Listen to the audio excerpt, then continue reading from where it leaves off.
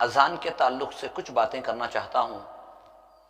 کیا کبھی ہم نے غور کیا کہ آخر اذان کیا ہے؟ کیا ہم نے کبھی غور کیا کہ یہ اذان کس کا بلاوا ہے؟ کیا کبھی ہم نے غور کیا کہ آخر اذان کا کیا مطلب ہے؟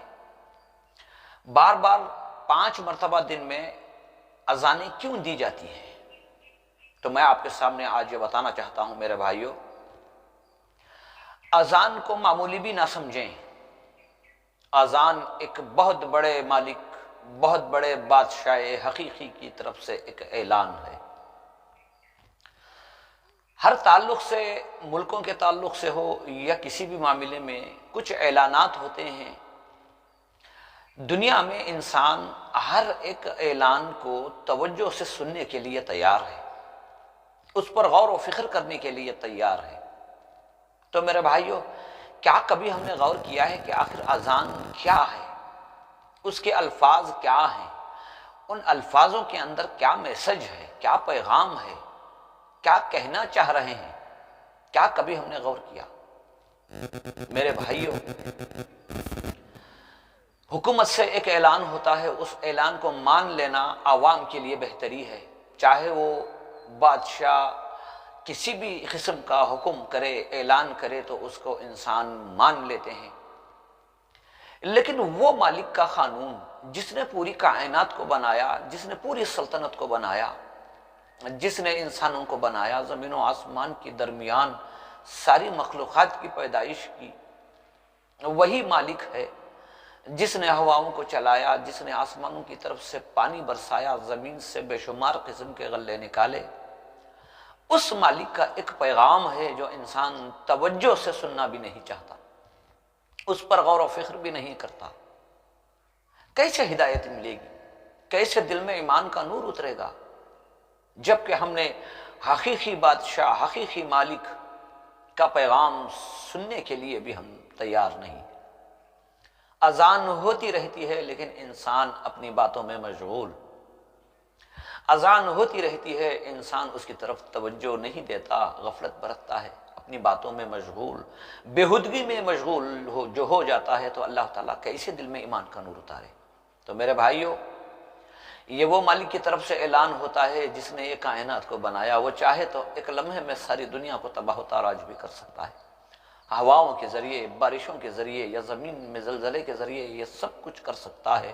وَهُوَ عَلَىٰ كُلِّ شَيْءٍ قدیر ہے، وہ ہر چیز پر قادر ہے۔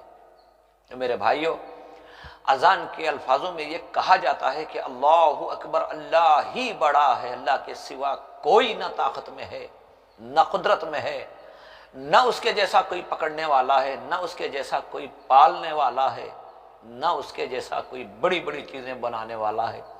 اتنا بڑا آسمان بنایا، بغیر ستونوں کے کھڑا کیا، اور اسی آسمانوں کی طرف ایک چراغ ہے جس کا نام سورج ہے، وہ ساری دنیا کو روشنی دیتا ہے۔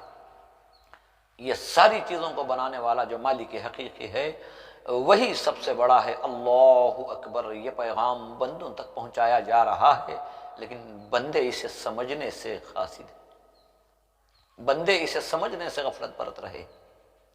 اللہ اکبر، اللہ ہی بڑا ہے۔ تو آگے کے جملے میں کہا اشہد ان لا الہ الا اللہ، اگر کوئی عبادت کے لائق ہے، اگر کوئی بندگی کے لائق ہے، اگر کوئی ہماری مدد کر سکتا ہے، اگر ہمیں کوئی آگے چلا سکتا ہے یا موت کے گھاٹ اتار سکتا ہے، تو وہی مالک حقیقی ہے جو عبادت کے لائق ہے، ڈرنے کے لائق ہے۔ تو میرے بھائیوں، یہ پیغام کو سمجھنے کی کوشش کریں، انشاءاللہ اللہ تعالیٰ اس پیغام کو سمجھنے کی برکت سے ہمارے دل میں ایمان کا نور اتار دے۔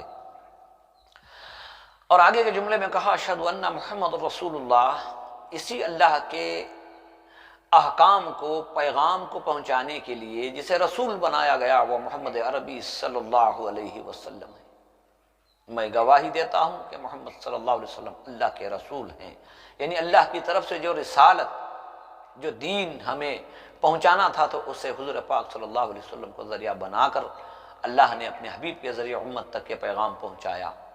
اور آگے کے جملے میں کہا حی علی الصلاۃ، آ جائیے اللہ کے بلاوے کی طرف، یعنی نماز کی طرف، اللہ کے ذکر کی طرف۔